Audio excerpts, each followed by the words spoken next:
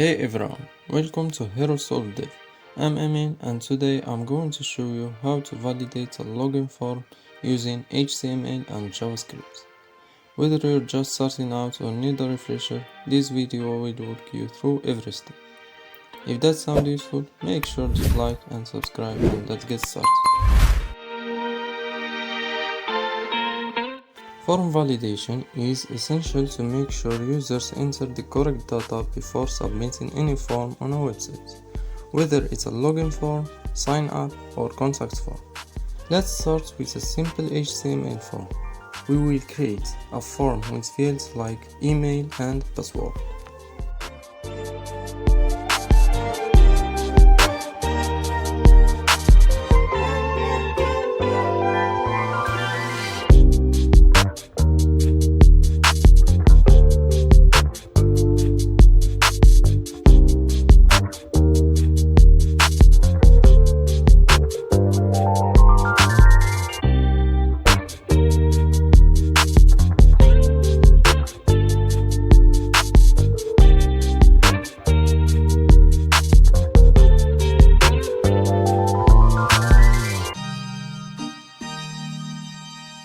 And now let's add the JavaScript to handle validation.